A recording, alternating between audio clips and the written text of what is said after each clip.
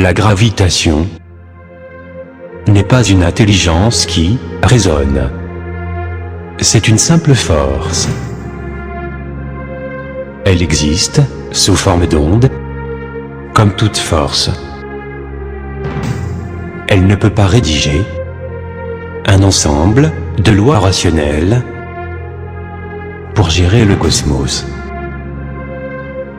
Elle ne peut pas calculer pour placer les galaxies dans leurs orbites et maintenir tout l'univers sous le même ordre.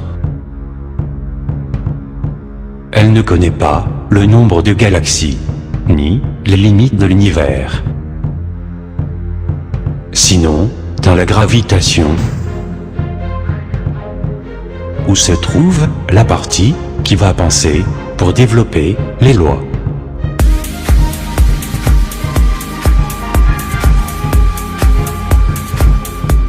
La chose la plus illogique qu'un scientifique peut faire est d'exiger des preuves sur l'existence de Dieu et d'utiliser les mêmes outils qu'utilise la science expérimentale ou observable. Et que, si Dieu existe, ils le trouveront par leurs moyens. Il est impossible de prouver scientifiquement soit que Dieu existe, soit qu'il n'existe pas. Je préfère croire qu'il y a matière et que la matière a des propriétés que nous observons.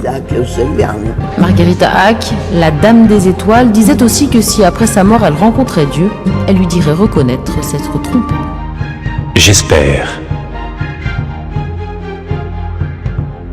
On verra aussi pourquoi la quasi-totalité des scientifiques du monde entier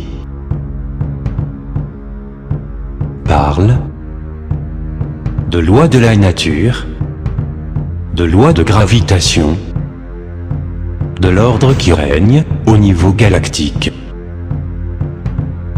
Mais quand il s'agit de l'origine de la vie, ils parlent souvent de hasard, des météores et des comètes venus de l'extérieur.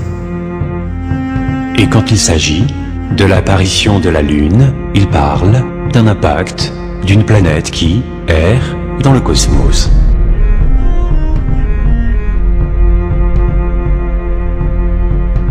Et quand il s'agit de la création de l'univers,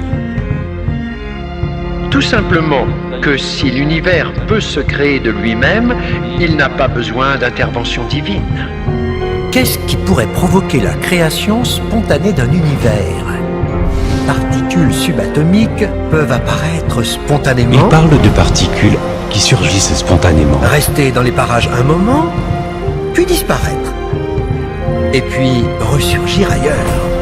Et que, grâce à la loi de la gravitation, l'univers peut se créer de lui-même à partir de rien. Si les lois du commerce ou de la justice ou de la circulation sont établies par des experts pour faire de l'ordre. C'est ainsi que l'univers s'est créé de lui-même, régi par des lois que nous pouvons comprendre et analyser. Qui, alors, établit les lois du cosmos et de la gravité pour contrôler ces différents objets, contrôler leur gravitation, leur navigation et leur ponctuation. De la Lune jusqu'à la comète Halley. De la géante étoile U-Y Scuti à la galaxie NGC 6872. On va voir comment les scientifiques nous assurent que, grâce à la science, ils vont trouver toutes les réponses. Comme si la science est une réalité qui contient toutes les explications, ou comme une puissance absolue, capable de tout faire. Et c'est à nous de trouver les réponses.